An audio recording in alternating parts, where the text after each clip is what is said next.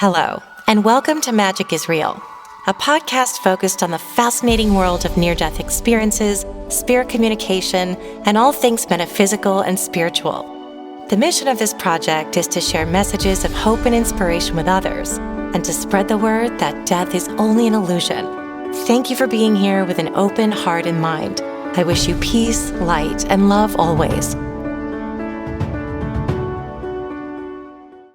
Hello, Magic is Real listeners. Thank you so much for being here. Today, I have with me the lovely Carmel Bell, straight from Australia, where I was born. And the reason I have Carmel here is that Carmel is one of the leading medical intuitives in the world.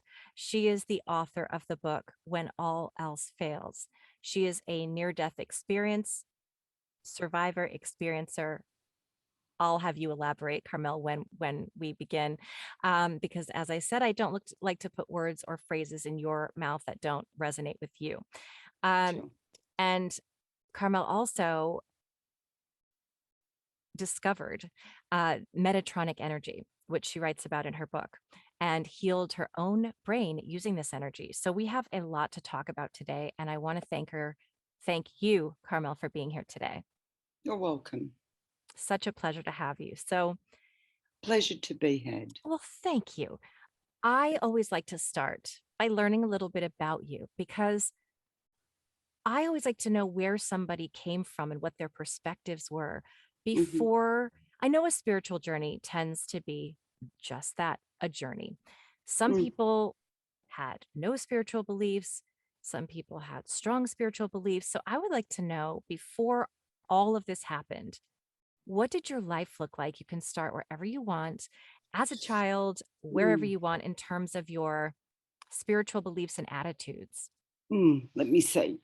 Well, I was born You in a were? normal way, Yeah. but my journey kind of started well as soon as I was born, and being that um, my parents' best friends were coming to visit them um, whilst my mother was pregnant with me. And on the way, they had a car accident, and the the wife of the duo died, and the husband survived. Now, the wife's name was Carmel. So, when I was born, and I was unexpectedly a girl, that my mother was expecting a boy, she thought. And I was born, and she thought, well, I've got no idea what I'm going to call this baby. I was going to call this baby Nicholas. And my father said, why don't we call her Carmel, after our friend? So they named me Carmel, and I became known amongst my siblings as Dead Carmel. So that was my nickname, was Dead Carmel. And naturally, the husband, Kevin, of Carmel, stayed in touch with my family. And I think the last time I actually spoke to him, I believe he's dead now himself. The last time I spoke to him would have been about 8 years ago. And he still, up until he died, would say, oh, that's right, you're named after my dead wife, Carmel. So I sort of grew up with this moniker hanging over my head. And anyway, I traveled through a little bit of time, and come to 4 years of age,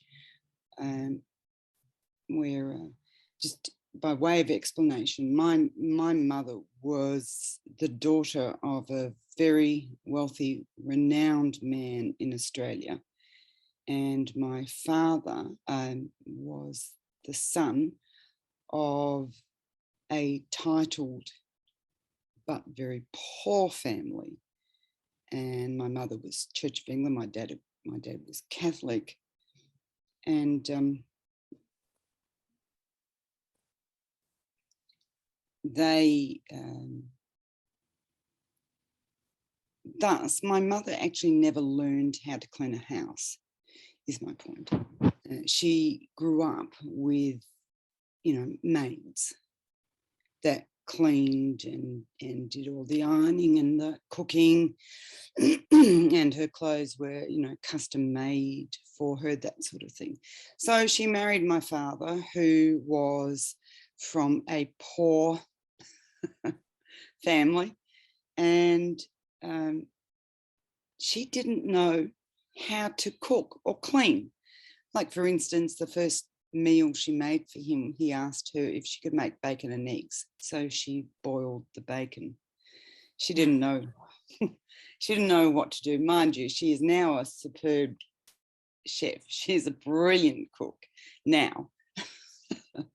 But in the beginning, not so much. And she really didn't know how to clean. And she really actually didn't have any interest. Like, that was something that she didn't do. So I grew up with a bit of an obsession about tidiness. So I would often clean as best as I could for my mother. Anyway, one morning at about 4:30 in the morning, I woke up. I didn't know why, and I was a bit bored. So I hopped out of bed and I thought, oh, rather than lie here and be bored, I'll go and do some cleaning for Mum. So I walked through our house. We were living in the country then, and into my mother's sewing room. And it was cold. It was July. So, in Victoria, very cold. Mhm. And I'd recently had a hernia operation. So instead of pajamas, which I preferred, I was wearing a nightie. And I turned on the little electric heater in the room, which back in those days basically had no protection. They had a couple of strips of like coat hanger wire in front of them. And I popped that in front of her work table and started to clean. And what I didn't realise as I was leaning over was that my nightie had swung into the heater and caught fire. And so engrossed was I in my cleaning that I actually didn't notice until I got a face full of smoke, and then my legs started to hurt, and I looked down and I was flaming away. And I thought, what do I do? Go to Mum and Dad. So I just turned and ran, which of course just, the matter a whole lot worse. And so at about 5 o'clock in the morning, my father woke up and he's unaware of what woke him up. And then he realised that he could see a light on down the house. And he thought, oh, I'll turn it off later. I won't worry about it now. And then he realised that the light was flickering. And he went, oh, my God, got up and ran and found me in the hallway lying on the floor ablaze. Terrifying.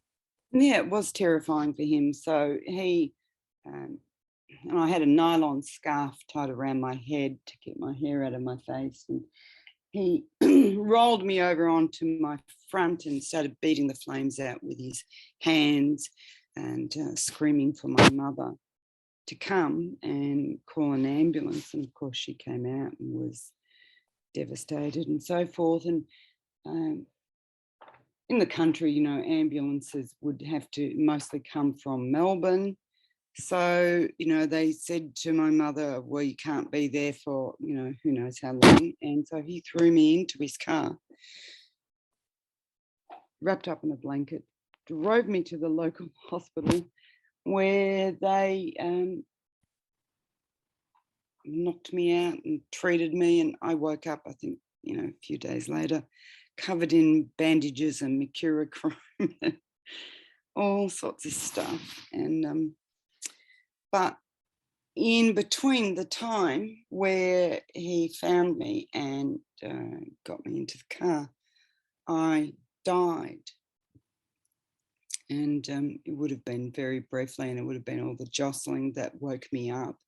And it's probably the only death experience I've had where there isn't actually medical professionals saying, yes, she's dead. But anyway, I found myself in heaven, and I spoke to a being that called himself Jesus, and he said to me, I am your father and your grandfather. And which I later found out kind of the truth of. And there was another being with him which was a very huge being, and his name, he introduced himself to me as Metatron. Now, I'd never heard of Metatron. I had no idea that that was, you know, even a word or a name or anything like that. And they spoke to me and they told me about my journey to come and what I was meant to be, and that basically they had orchestrated this so that I would find myself in heaven where they could put me on the path. At that stage, I wanted to be a doctor, a medical doctor. I was very determined. My godfather was actually a medical doctor, and he and I were very, very close. And I was quite excited at the thought of becoming a doctor like Uncle Jerry.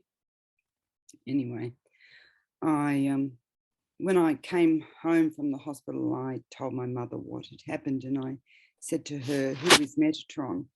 And she looked at me really strangely and said, "Metatron is an archangel in the Bible, and he is a bridge between heaven and earth." Well, Metatron had given me this energy straight into my hand. He said, "This is my energy. You will use this, and and you can use it now to heal yourself." So I did. When I was in hospital, I would call or remember the energy, and I would feel it on my hand, and I would put it through my body, and thus I actually um, managed to heal most of the scars. I still have a few scars on my legs, but very, very little. Like if you were to look at me, you can't see any evidence of burns on me, although I have all the hospital records of the burns. They basically healed very well and very quickly. And the doctors also told my mother that my kidneys were damaged. And when I was 10, they wanted to do a kidney transplant with a plastic kidney, which would have meant a very short life. And I healed that too when I was 10. They also said that I possibly would not be able to have children because of the damage to my body and kidneys. And well, I have 4 children. And anyway, so that was my first near-death experience. And I knew from then that, well, the other thing that they told me, which was very significant, was that I would meet and marry a person called Bernie. And that would be my partner in this venture, energy transfer to the world, I guess. And so I knew from then that there was very little point, in fact, of really trying anything much, although I still tried my best at school. Of course, I loved getting, A's and A pluses and so forth, and, but I knew that I would never be what I wanted to be. And from then on, I could also see spirit and hear spirit, but I had no idea of how to protect myself from these beings. So I would often get attacked by negative entities. And so I actually had a lot of trouble with, various depressions and so forth. And look, it was terribly difficult to be a young child and have all these things attacking you and not know what was going on. And of course, my father being Catholic and my mother being a converted Catholic, I had to go to church every week. And I don't know if you've ever heard the saying, but the saying is nothing so virtuous as a reformed hall. And pardon, Mum. And so it was a very Catholic house. My mother very adamant about Catholicism. Yeah. And so it was to go. But I used to argue with the priest all the time, because he would say, you need to pray to God your Father, and I'd say, God's not my father. I've got a perfectly good father of my own, mind you, and all this sort of stuff. So we had the local priest, Father Fred Doolan, and I had many, many debates about my belief that I didn't need to actually pray to God, and I didn't need to, as Father, and I didn't need to stay in a church that, a church was made of people, not stone. And, Right. And did you anyway, I know that you said you didn't exactly understand what was happening, but did no. you know that it was related to do you call it a near-death experience? Not everybody does. So I just No, I wanted to ask. do. Yeah. That was in my other three experiences. I don't call near death experiences. I actually call death Yep. experiences. Because a lot of people who say they had a near death experience have an out of body trip. Maybe they astral travel, or, occasionally they fall over, bang their head, they're unconscious, and they say, oh, I had a near death experience because they had an intense dream. Yeah. And a lot of them have absolutely no witnesses. They say, oh, like I died in my sleep and then I managed to recover. And I think, well, look, I've had 2 cardiac arrests in my life, and trust me, you just don't, you know. Yeah. Your heart does not spontaneously start beating again after, Right. like, after a minute. It can go into fibrillation and all that sort of stuff. And yeah, then it can start again. But if it stops, if you have a cardiac arrest, you need somebody to restart that, which is why we have CPR and, you know, Right. all that sort of machine. And fair enough, they had an intense spiritual experience. I don't deny that, and I don't discount the intensity and the plausibility of their experience. But Right. um, I am an astral traveller. I actually teach people to astral travel, and I know very well the difference between astral travelling and a near death experience. And it's like um, getting a postcard from France or actually going there. Yeah. Right. You That's a know, good yeah, good analogy. which would you much rather do? And Yeah. if you get the postcard, have you been to France? No. Yeah. Yeah. Now, after this particular experience that I know informed your whole childhood and Mhm. growing up, Mm. I also wanted to ask you the Metatronic energy. I assume that was just instinctual when you said you took it back with you and used it when you were healing. He put it into my body, Right. like he coded my body, so that I actually had that code with me. Gotcha. So now you can fill in anything I'm missing, but I do know that because I know this isn't your first near death experience, but um, I know 2009. That's the one that is your where you had a heart attack. Yeah, yeah, So would can we start there and just kind of talk about what happened then? I know that you were um, quote unquote, well, I don't know, you were dead for 47 minutes. So yeah. if you 47 minutes after the ambulance arrived. gotcha, So I knew that I was going to die. I'd actually been told, I think when I was 14, that I would die at 47 years of age. So I was kind of expecting it. And I had developed some, I don't know, 10 years earlier, I had developed a brain tumor. And after about 10 years, I was really tired of living with that. So I agreed to surgery to remove what they could. And the first surgery failed, so they did a second surgery. And then the second surgery failed. And I understand why, basically, because the tumors were caused by my intuitive gifts, and they needed to be there, but like they were harming me.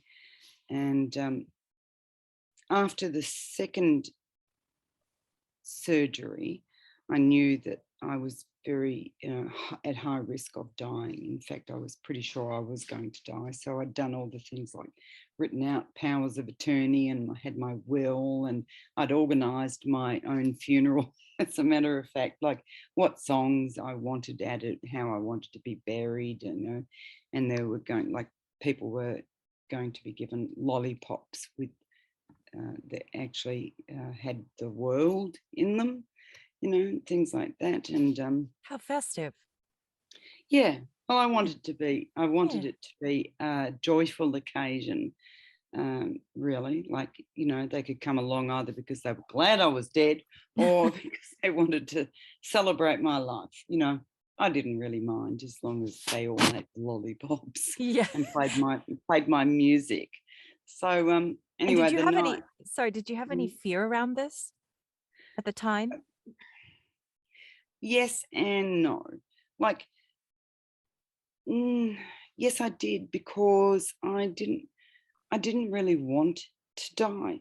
I felt that I had more things, that there were more things for me to do, and I wanted to see my children grow up. Like, my eldest son was, let me try and work it, he's 41, so 31, he's in his mid-20s, and my youngest child was 8 or 9 or maybe 10, I can't remember actually. And I didn't want to leave them behind without a mother, and I was very devoted to my husband, so I wanted to, I really wanted to live and do more things with him. There were more things that I wanted to experience, but I knew that if that was it, that was it. And that, really, what can you do? Except for, I looked back at my life, and I've had in some parts a very, I've had a pretty wild life, I must say. Like, when I was younger, I was out of control. Yeah. I was an out of control young lady, and but I'd also saved, I don't know, thousands and thousands and thousands of people. You know, So, yeah, it was a mixed feelings. I do remember, I was going to a wedding the night or the evening of the night I died, because obviously it changed midnight. It was February the 14th. My niece was marrying, and I was quite excited to be going to the wedding because her husband is a Muslim, and it's the first time I'd ever been to a Muslim wedding, and she had converted to Islam so that she could marry him. And I was really intrigued and just very, very, very proud to be there, and I wanted to be joyful. So I was getting ready for the wedding, and I looked into the bathroom mirror, and I was putting on my makeup, and I looked into my eyes, and I could see that I was actually dead already, that this now was just the body. And what a lot of people don't realize is that the body is a vehicle. This is like a car, and we, the soul, are the driver. And me, my soul, had stepped out of that and was just that word, on the side. Peripherally. Yeah. Thank you. Yeah. Connected. And I just started to cry, and I couldn't stop. I just could not stop crying. And I cried like I have never in my life before or since cried. And I had a cat who recently died. His name was Mary Doc. And What? Can I just Mary stop you for Doc, a second? yeah. Ever since oh my gosh, ever since you got on the phone, on the Zoom with me, I keep hearing Mary, Mary, Mary, and I was gonna ask you, do you have someone named Mary in spirit? I No, just got well, yes, I do. And Mary Doc may be trying to talk to you. I just got full body chills when I said that because I've been Mm, holding off on it because I was gonna ask you later. I just yeah. keep hearing Mary, Mary, Mary, Mary, and I was like, ask her about Mary later. That's Well, okay. Mary is a very Mary was perhaps one of the closest souls Ah, to me ever. I know, no, he's a cat, and people go, cat, whatever. But, he was one of four. His story is actually, he was actually one of four kittens who was born of a mother who was a pedigree, and the father, she got out and got pregnant to Moggy of some sort. And she was an Abyssinian, I think. And so when she had the kittens, the owner decided to let her have the kittens rather than abort them, because when they abort them, they remove the uterus. So she wouldn't have been able to breed anymore. So he let her have the kittens, and then he was going to drown them. But my sister was friends with him, and she said, don't. She said, I will take all the kittens, let mum, feed them and look after them until they're old enough to be weaned, and I will take them. So the guy did, and my sister did, and take the kittens, and she gave away 2 of the kittens to other friends, and she took one herself. And she said to me, because she knew I did not want an animal, my last cat had actually disappeared a couple of years before, and I was pretty upset about that, and I just thought, I don't want this responsibility. So she asked me if she could borrow my son James, who was 12 at the time, and 12. And I said, sure. And she went out with him, and she came back, and James is carrying this little kitten. And Sarah walked in with James, and she said, Carmel, I brought you a kitten home. And I said, I don't want to look at it. I'm not going to fall in love. I'm not going to fall in love. And I looked at him, and I just fell in love. And anyway, Mary, the other 3 kittens died more than 10 years ago. The last one died. And Mary lived to 19 years of age, even though he had FIV. Oh, wow. Yeah. He had contracted FIV not long after birth. I don't know how. I don't know. Maybe his mother had it already. And anyway, so, and I remember when the eve of me dying, one of the things that gave me the greatest grief was that I would be leaving Mary behind. And I was absolutely distressed at the thought that I'd be leaving him behind. Anyway, so I dried myself off, calmed down my face, put on makeup, and we went to the wedding. And I watched this wedding, and we were all happy and joyful. And we came home, got home about 2 a.m. or 2:30, and I went to the bathroom and took off my makeup, and I thought, I'm still alive.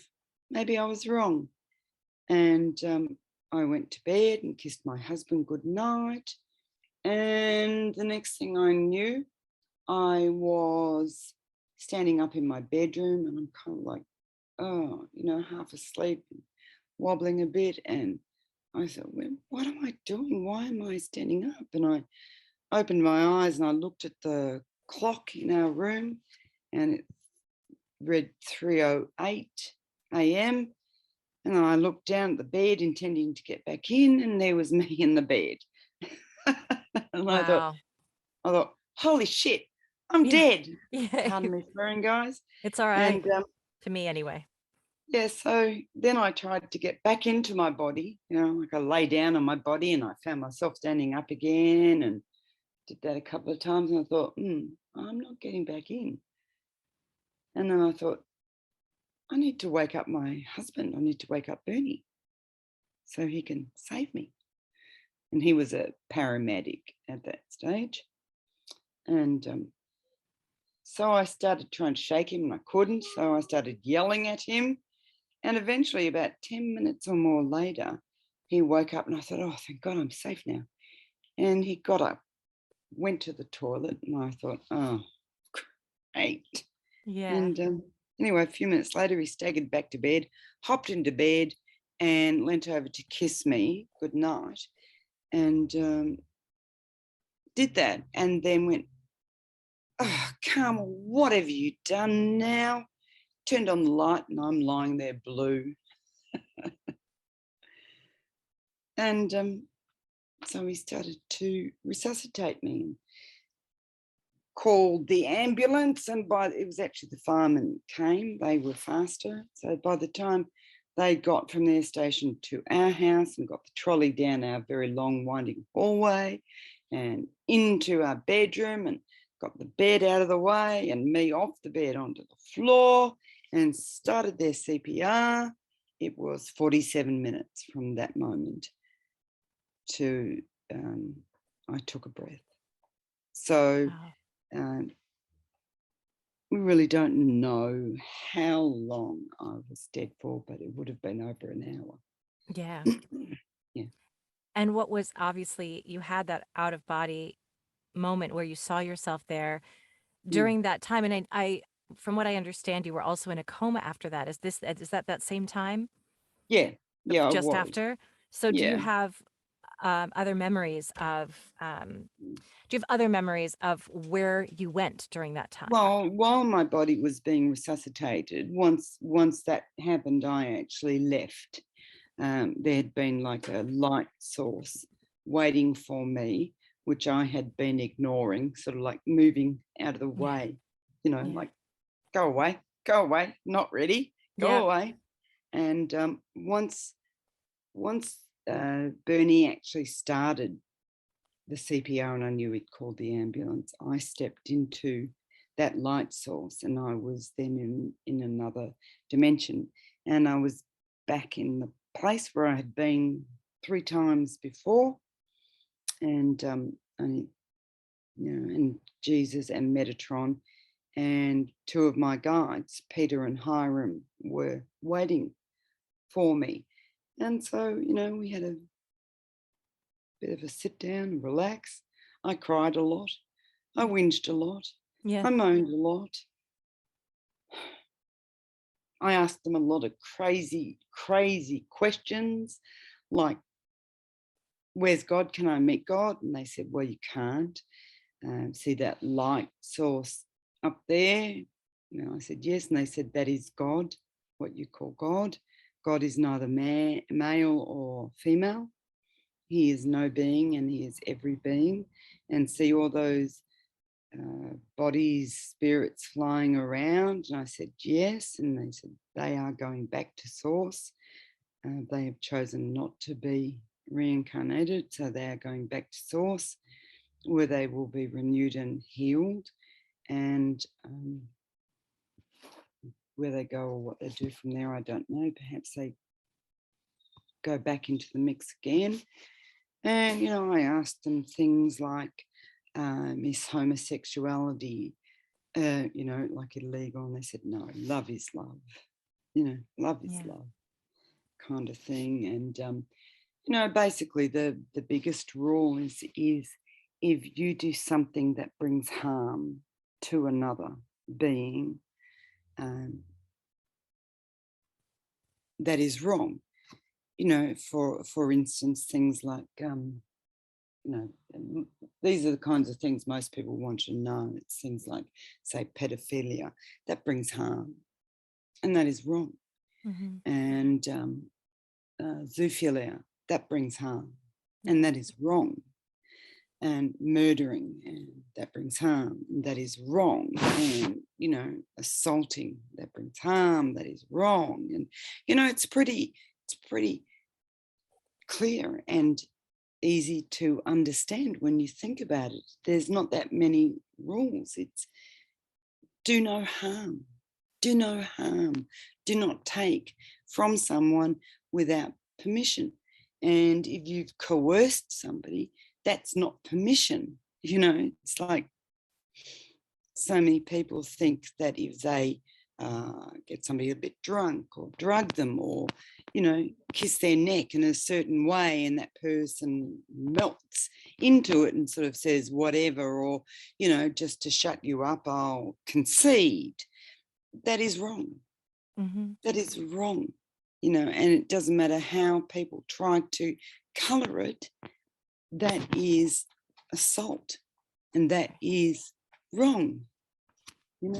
I think that we humans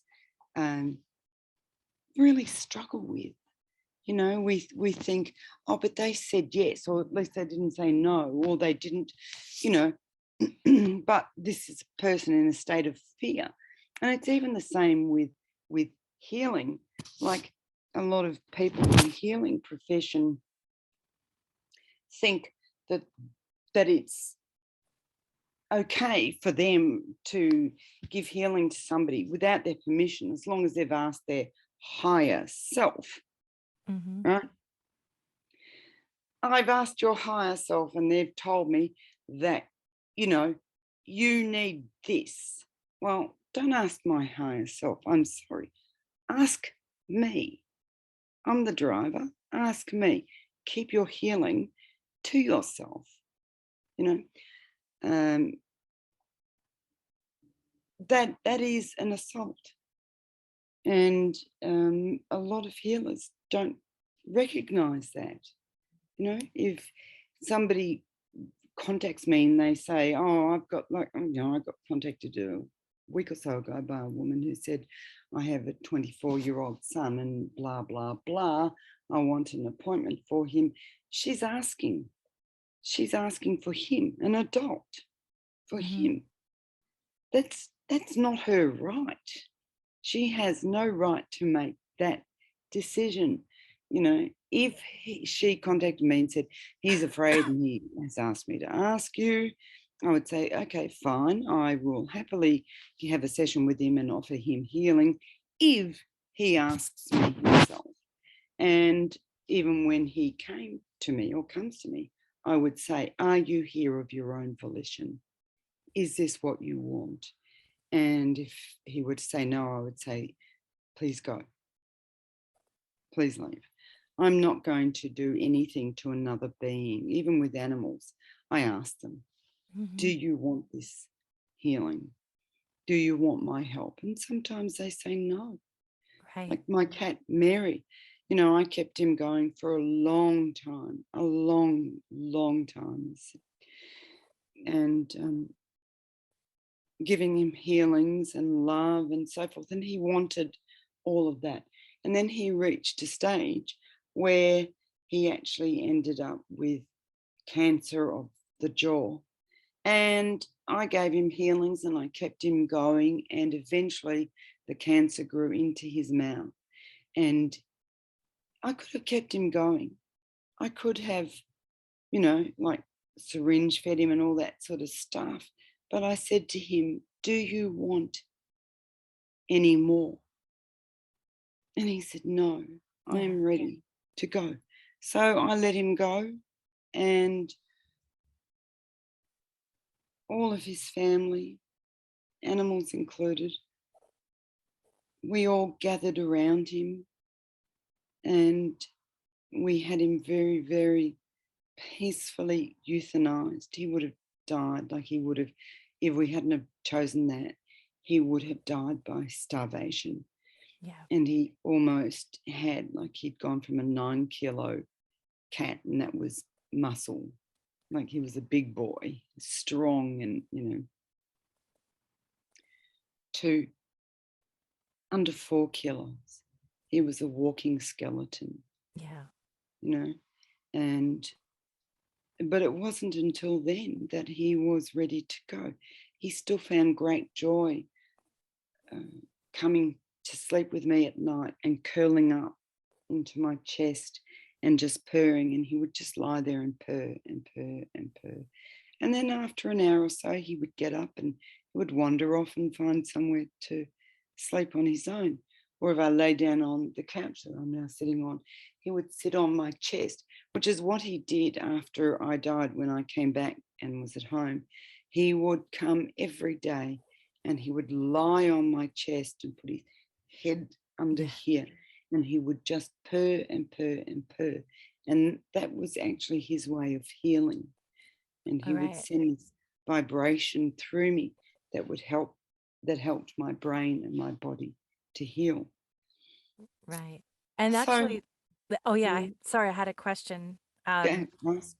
One is one thing is that he just came through to me and said the same thing. It was a thank you for doing everything right and respecting that because Yeah, like I well, said, no, I still, yeah. And I just and he showed me a window, like there was a window that he used to it felt like a window that he liked to sit in. Um yeah. it was like a special window, and it feels like you might even Yeah. have something there that reminds you No, of they're him. like, behind my bed, there's just a huge, like, say, 2.5 meter square, clear, flat glass window behind Yep. my bed. Yeah, because he just said that. He said, "That's my window," and I just kept seeing it. And I'll, uh, go to the question, but Mm. like I said, he kept saying, "Say Mary, say Mary, say Mary," and I was like, "I don't wanna bust this on her," but I know that he came through, and No. I felt as soon as I said it out loud, I got this rush of energy that you might have felt as well. And also, for some reason, I kept seeing, like, I don't know what it is, it almost looks like a watercolor painting or something, like, that has little s it I don't know if it's a peacock, but it has little, like, circles, or it looks like where you put the paintbrush in little dots all over this thing, and for some reason, I saw it as turquoise. I don't know if that resonates with you at all, but Yeah, it it came does.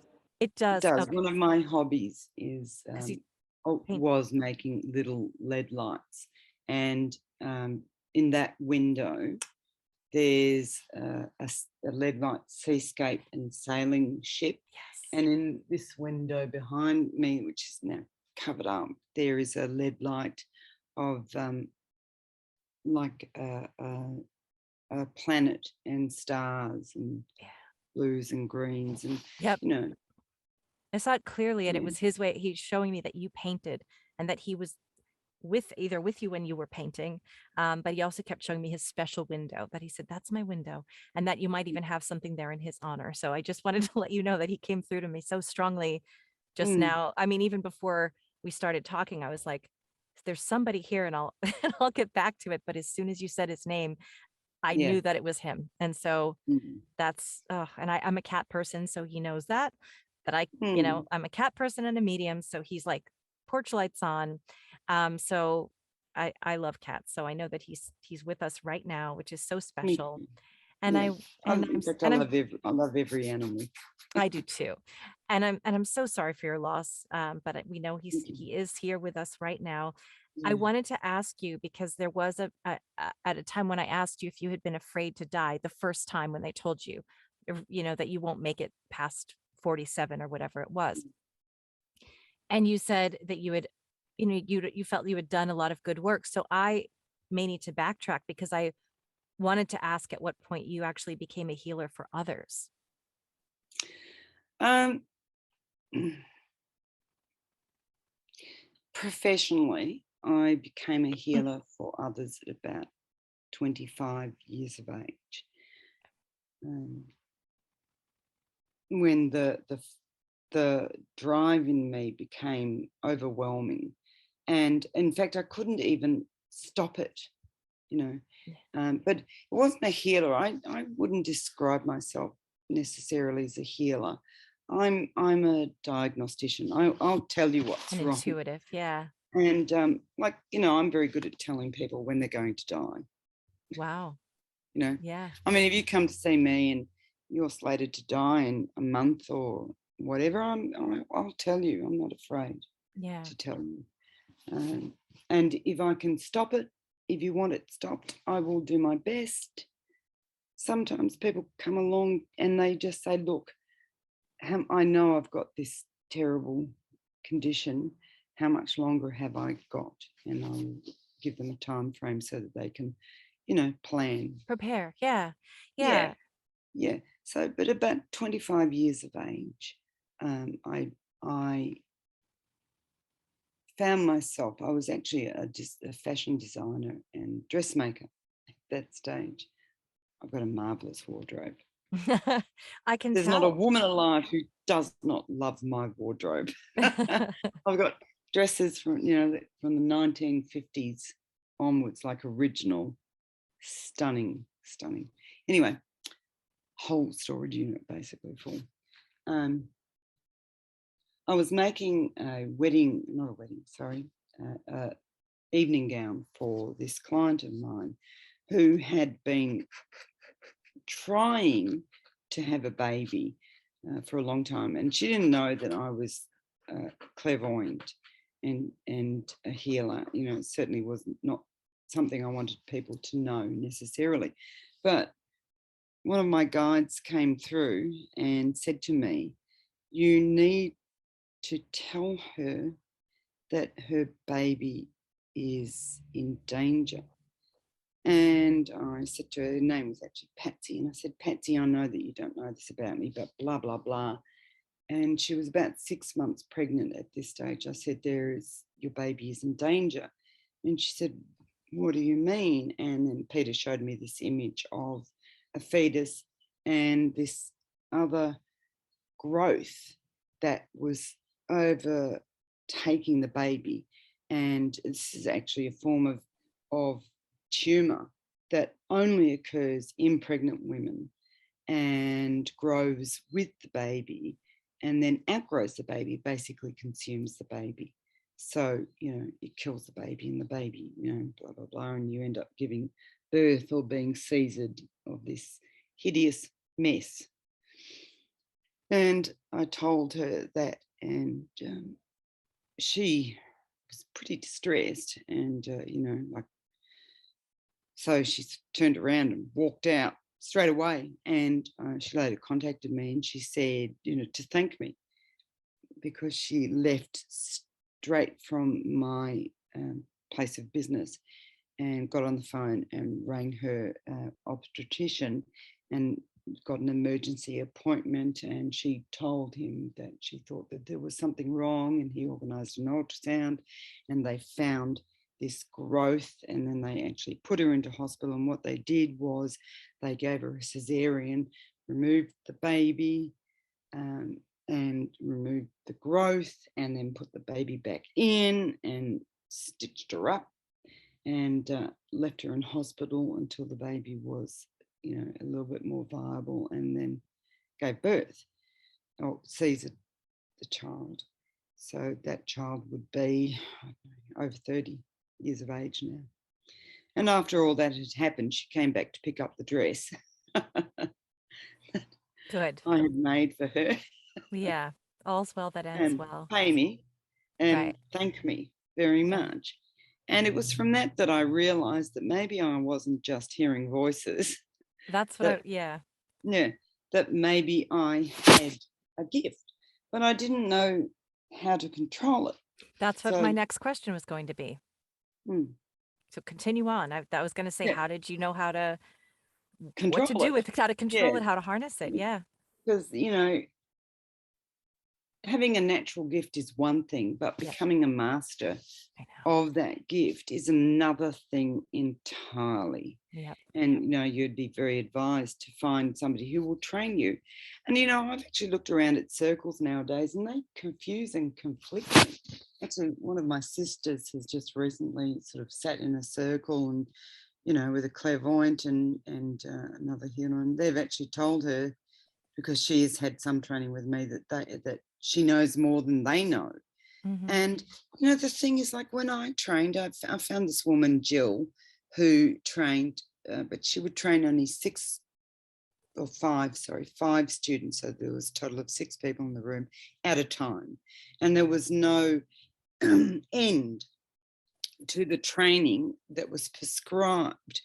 You might be in circle with her for 3 years. You might Yeah. be with her for 2 years or 1 year or whatever. When her guides told her, "You were ready to graduate, you graduated." And only when a person graduated would another person be allowed in. And I heard of her. One of my sisters had been to see her, and she told me about her, and I got this really strong impression I needed to go see her and ask for assistance. So I did. I got in my car and I drove over to her place, and I knocked on the door. I didn't know any of the rules or regulations or whatever. And she opened the door and she said to me, "What took you so long? I've been waiting for you." And I thought, what the, you know? And she said, "Come in, come in." So I went into the house and she said, "Sit down in a room." And I did. And she started doing a reading on me, and which was very accurate and quite surprising. And at the end of it, she said, "And you can start in circle next week. I've had somebody who's just left." And I said, oh, thank you. What do I owe you for today? I didn't even expect this. She said, oh, $20 would do. So I gave her $20 and arranged to start in Circle the following Saturday, and I walked out. And whilst I was with her in training, I wasn't allowed to practice at all until she told me that I could. And about 11 months later, she said to me, you can start practicing, probably 10 months, you can start practicing on real clients now. You can't charge yet.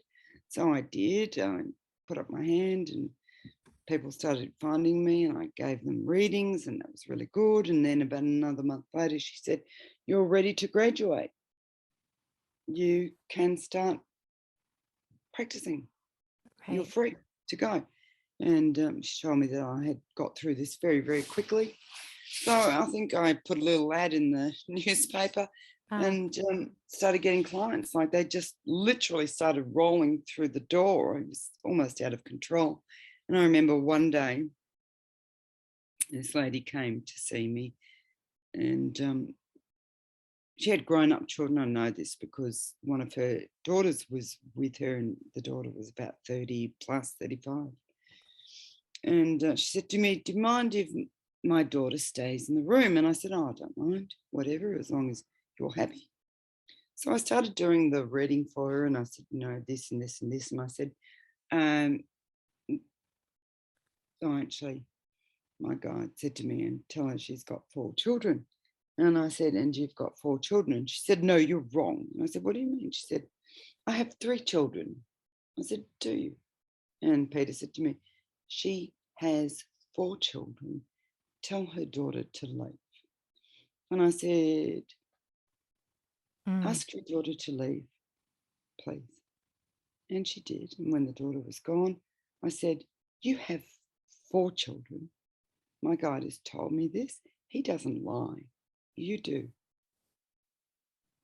And she burst into tears. mhm, And so she told me what happened. That was she and her husband, before they married, they were quite young, she fell pregnant. And so she had the baby, and they decided to put the baby up for adoption. And about 2 years after that, they decided that they wanted to still be together and they wanted to marry. So they did. And they went on and had, that was a boy, the child they gave away. They had 3 daughters. But they had never told their children that there was an older full sibling out there in the world. Anyway, then she called her daughter back in, and she told her daughter while I was there. And they paid me and left. Always got to pay.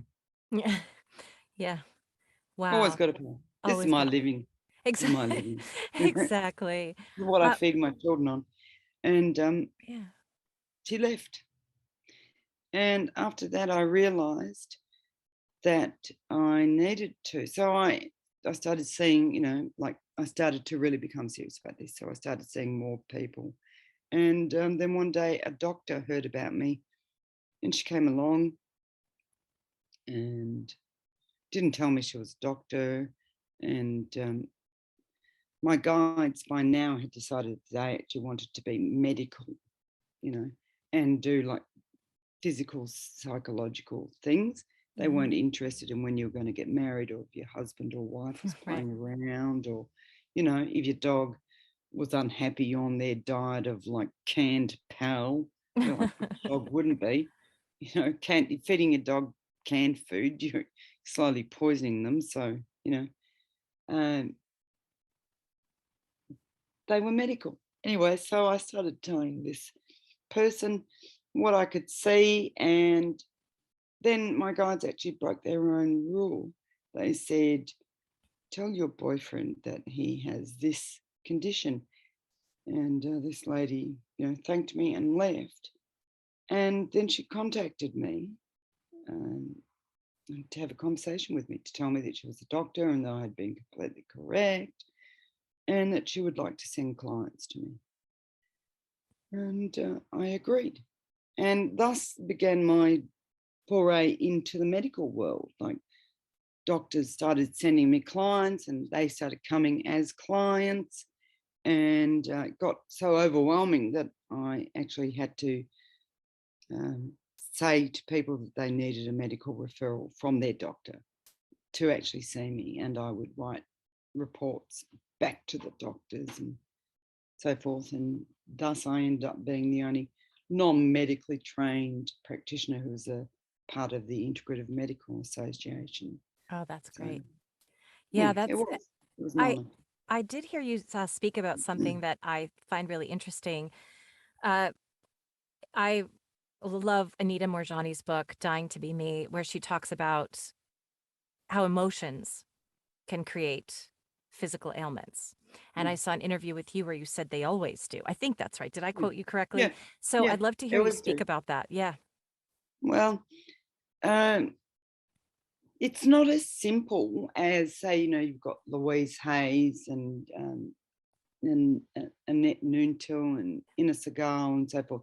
They have books where you can get a sore hand and look up what does Right. that mean, and this Yeah. is what's wrong, or you've got this and that means that that is what's wrong. And like, on a very basic level, yeah, um, you can say, yeah, that is true, but it's as true as often as it's not true, Hmm. if that makes sense. Like, um, not every person who has sore feet or sore knees have issues in their grounding in the community. Right. For instance, Yeah. it can actually be something completely different. And I find that a lot of people, we are humans. We go one of two ways. We like to overcomplicate it to the point where nobody can understand it but ourselves, or we like to simplify it to a point where you say to yourself, well, I've got this, I'll pick up the book, what is it, and then I just have to say this affirmation Yeah. and it'll all be great, you know Yeah. and then they're a little bit disappointed when it's not great, and Hmm. then somebody comes along and says, well, you know you haven't connected with your inner child and you haven't connected with your higher self. And fundamentally, I say to them, do you really think that God is so inconsiderate and stupid that that force made it so difficult to be human that it has to be like that? Right. You know, this is actually really quite simple. You've got an illness in your body, and anything could have caused it. And the simplest way to find out what caused it is to look and say, when did this start? Right? And say you've got a disease that you manifested when when it was 2020. Look back. Just look back. What was going on in your life at, say, somewhere between 2013 and 2015? What was going on? Because that's the cause, Makes so much sense. right? That And it makes a could lot be of anything. That sense. could be, your dad died, your cat died, you had a car accident, somebody called you an effing bitch, you know, Right. whatever. And you've taken that in, Yeah. and that has built it. Where did it land in your body? Was it a gut punch? Was it a sucker punch? Was it a blow to the heart? Because who said it Right. to you?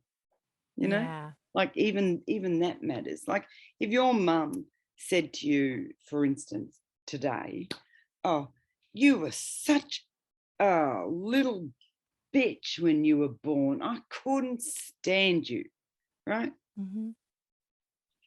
Where would you feel that? In my stomach or my heart. Right. Yeah. Okay, maybe both. Yeah. So maybe you're going to get indigestion. Maybe you're going to get palpitations. And somebody like me might come along and say, how was your relationship with your mother? And you go, oh, great, we've always loved each other. Okay, but what's happened in the last little period of time? You go, oh my God, for the first time ever, she told me such and such or so and so. You know, it's not as simple as people, or not as clear cut as people, try to make it out to be. I mean, my job as a medical intuitive is, as much as anything, is to be an investigator. Mhm.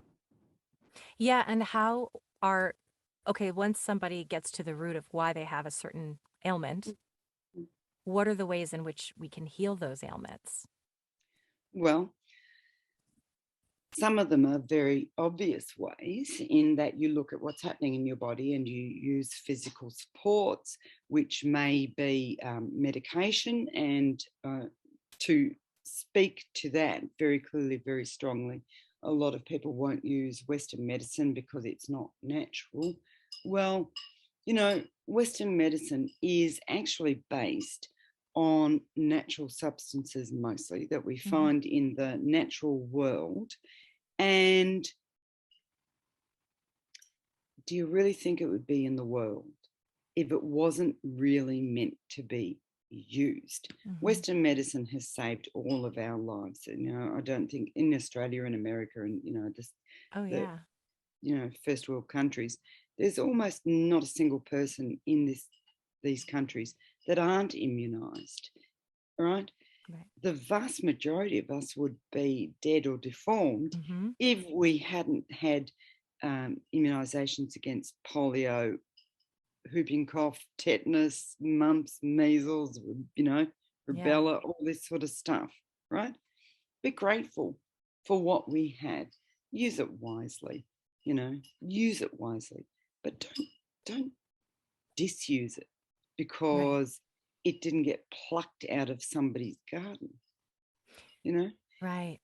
And there's a lot of really lethal things in the garden. Like if I wanted to kill myself, all I'd have to do is go outside and munch on a few of my Forage. plants. Yeah. I just go out there and I'll have a little bit of a leaf, a bite of this, and oh, this lily looks tasty. I think I'll, munch down on that, you know, and I'll Yeah. be dead before you know it, Right. And what do kind of you thing. Mm, what's say you're in an abusive relationship and you mm, develop this health condition, does mhm. just simply getting out of that relationship Heal? solve it? Solve it. No, Yeah, no, that's what I thought no. you would say. No, not at all, because you've got a pattern in you, and you have to explore where Mm. that pattern came from, and then you have to, like, it's not impossible, but that's why I'm more of a diagnostician. I mean, I'm going to put healing through, and very strong healing, and I'm going to fix what I can, but that doesn't preclude you from still needing to have maybe surgery, maybe counseling, maybe whatever. Yeah. Because, when I was growing up in earlier relationships, I had a tendency to choose men who were uh, very strong and dominating. Yeah, and I think also a lot of the reasons we end up in relationships, say in my example of if you're in an abusive relationship, Mm, you have to get to the root of why that's what yeah, you attracted or yeah, that's what you were drawn to or what deeper self-esteem issues do you need to self-love issues or self-esteem issues do you need yeah, to work on? And one theme that keeps coming up for me is my voice. I was selective mute as a child, and yeah, then I became an actor and a singer, and then I developed a vocal disorder. And I knew the whole time it was happening that this is about me not using my voice. It's about me not mm, speaking up for myself. It's about me. It's a whole theme throughout my life of using my voice, performing with my voice, and mm, yet constantly having vocal problems or as a yeah, child shutting down my voice because it was the only thing I had control over. And yeah. in a world where I felt helpless and powerless due to severe anxiety. So Do you know, Shannon, I had the same problem.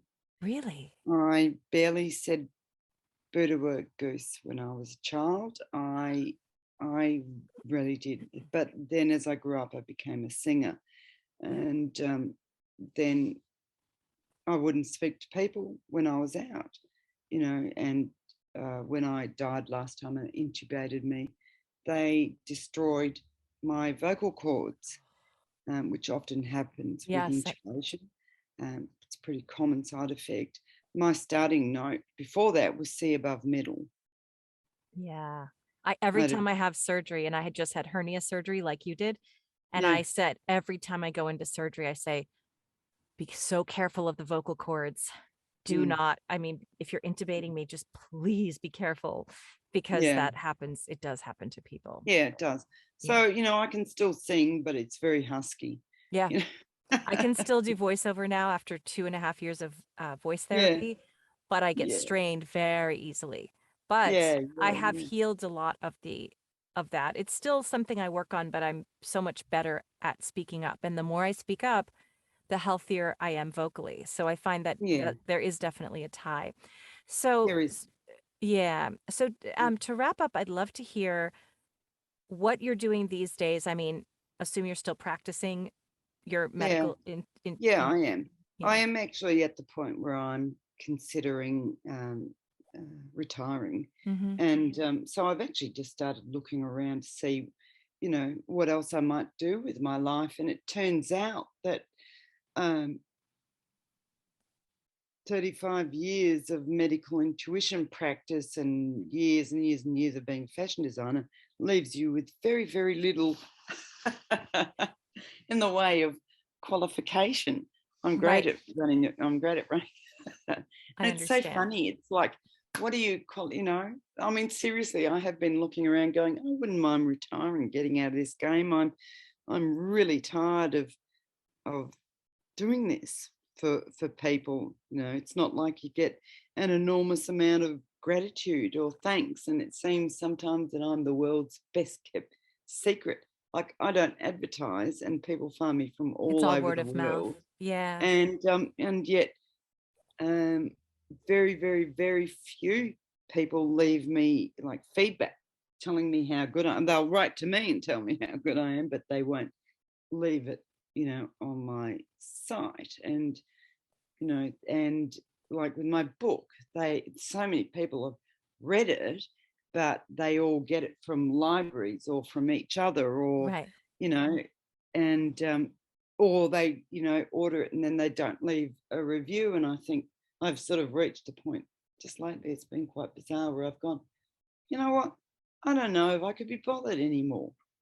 I don't know, like, I'm a Right. little bit tired of it's like being Superman, and I don't know. Have you ever seen that show, that movie, Doctor Horrible? I don't think I have. Well, there's a hero in it called Captain Hammer, Captain Hammer, and an anti-hero called Doctor Horrible. And Doctor Horrible, before he became Doctor Horrible, was a normal guy who actually saved the heroine. But when she came to, as it were, she saw Captain Hammer putting his hands against this truck that's rushing towards her, and she thinks he's saved her. So this ordinary guy invents Dr. Horrible and starts doing terrible things because he's so pissed off that Captain Hammer, who'd done nothing, had got all the accolades, and he had, whatever. And I understand, not that I'm going to become Dr. Right. Horrible, but I just sort of thought, you know, I don't know, maybe I just need 6 months break. I don't Anytime know. you do anything for a long period of time, it can drain you. And Yeah. especially when you're doing this work of service, as much as it's such a gift to be able to do. I wanted to ask you though, let's say you weren't practicing. When Mm, you, as we talked about how you have to harness this, right? Or you have to learn to mm, control it. Like, it's funny mm. because I had a reading the other day and it was the first one where I just couldn't connect for this person. And Oh, I felt so bad about it. And I was like, I don't know why. I just am not in that zone or whatever. But yeah. then, like I said, I'll be talking to you, not even intending to channel. And all of a sudden, your cat's coming to me and starting to give me messages because I'm not even thinking about giving you Yeah. messages, and Yeah. suddenly it comes organically because I'm not under pressure to do it. So I Yeah. wonder, in as you walk through your life, and it's happened when I'm with friends where suddenly I'm like, Mm. who's this person? And when I have to Yeah. sit down to do it, I can do it most of the time. I would say like I'm 90% of. very I'm very good. I'm Yeah, very, very disciplined. I can do it anytime. that's what I wanted to ask you. So if you decide you don't want to do this professionally anymore, can you Mm. also turn it off? If you're, Oh, I mean, yeah. I'm assuming, yeah, if you're walking through Yeah. the world and you're hanging out with someone, you just don't choose to do it. So Oh, no. you won't Look, feel looking at you, for instance, right now, and there's a lot of things that I've seen on you, but I choose to not focus on them, right. You filter it on out. these things. Yeah. Yeah, you Yeah. filter it out. Exactly. I just Yeah. And I I think just we do filter that. it out.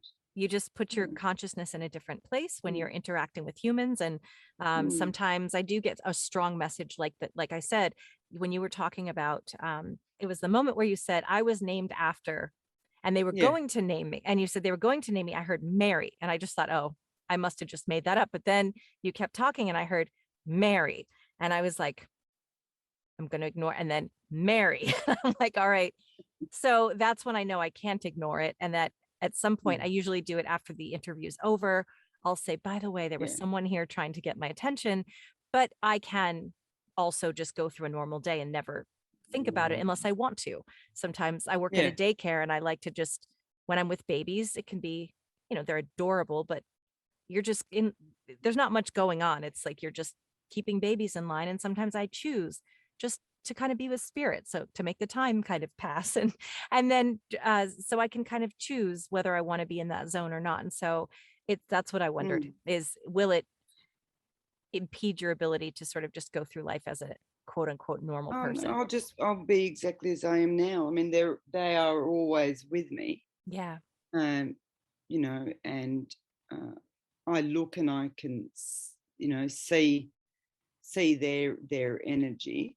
I close Yeah. my eyes and I can see them. I actually have like a diagnostic room in my head. Oh, that's so cool. Yeah. So, I think that Carmel's next next chapter is just diving into your art and just doing that. Thank you so much for being here, Carmel. It has been such a pleasure to hear about your experiences. Thank you for sharing your insight, your wisdom. It's so interesting what you're able to do. And thank you for being of service. my pleasure. Always happy to be of service.